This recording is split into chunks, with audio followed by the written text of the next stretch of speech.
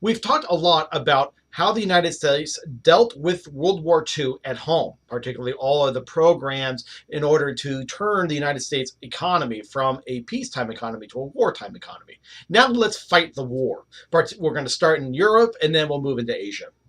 During the winter of 1939 and 1940, that is, right after the fall of Poland to the spring of 1940, nothing happens. It's called the Sitzkrieg, or the Phony War, right? But in April of 1940, Germany starts up again. It occupies Denmark and Norway. The next month, the German army overruns Belgium, Luxembourg, and the Netherlands. In the face of overwhelming German power, Luxembourg is going to fall within a day. The Netherlands will fall in 5 days. Belgium will fall in 19. 2 weeks later, the French are going to fall. The British Expeditionary Army that was there had to be evacuated. Great Britain fought on alone, despite the fact there was intensive bombing by the German Air Force, the Luftwaffe. Prime Minister Winston Churchill is famously going to say that Britain will never surrender.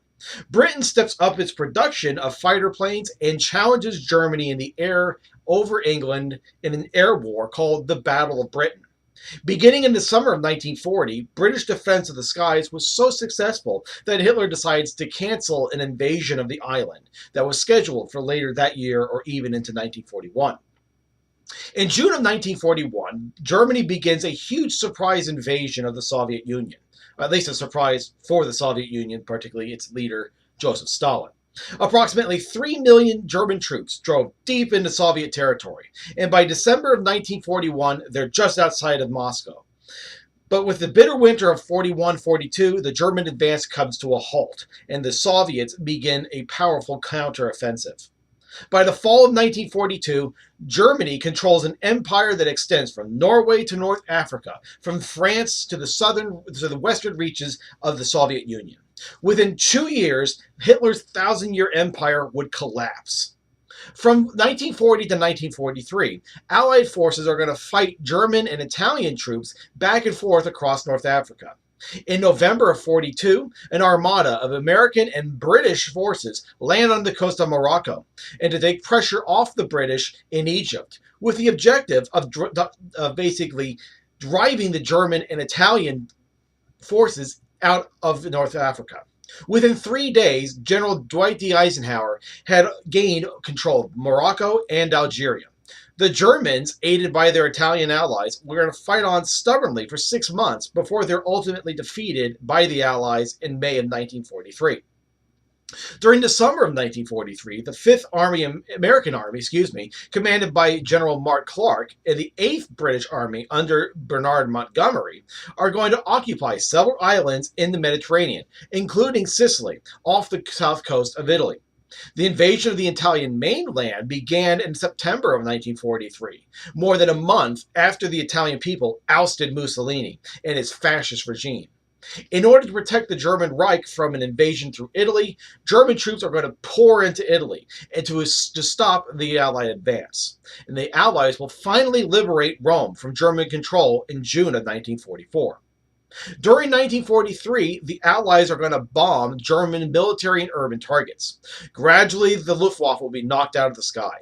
German production facilities were repeatedly demolished. The industrial centers of Germany were paralyzed. The cities of Berlin, Hamburg, Munich, and Cologne suffered even more destruction than the terrible damage that English cities were sustaining from German air assaults earlier in the war. In 1943, Soviet forces launched a massive offensive all along the Eastern Front. And by the summer of 1944, the Russians had all but occupied Eastern Europe, pushing the Germans out. In the early hours of June 6, 1944, Allied troops crossed the English Channel to storm the French beaches at Normandy. Preceded by paratroopers and protected by a bombardment from huge naval fleets, they soon established beachheads and, with the aid of the Air Force, connected their individual landings into one battle front. Within 3 months of the D-Day landings, the Allied armies had conquered Normandy. After 3 months of difficult fighting, the Allies liberated Paris from German occupation on August 25, 1944. The next day, General Eisenhower would announce the destruction of the German 7th Army and the liberation of all of France. As the Allies pushed towards Germany in December of 1944, the Germans are going to mount an offensive that the Allies call the Battle of the Bulge, and this threatened to break through the Allied lines. After yielding some invaluable ground, the American and British troops are going to stand firm. One young officer, a brigadier general named Anthony McAuliffe, is going to basically tell the Germans when they tried to make him surrender, his response was nuts. The Battle of the Bulge will end when the weather cleared and the Allies were able to use their superior air power in order to destroy the German advance. In March of 1945, the Allies moved into the interior of Germany. For the next 2 months, the Allied armies in the West advanced steadily, while the Soviet forces were closing in on Berlin. Hitler, aware that the end was near, takes his own life, and other high Nazi officials either committed suicide or go into hiding. On May 7, 1945, in Reims, France, a representative of the German General Staff accepted the terms of unconditional surrender. May 8th, therefore, was proclaimed to an expectant world as VE Day, Victory in Europe Day.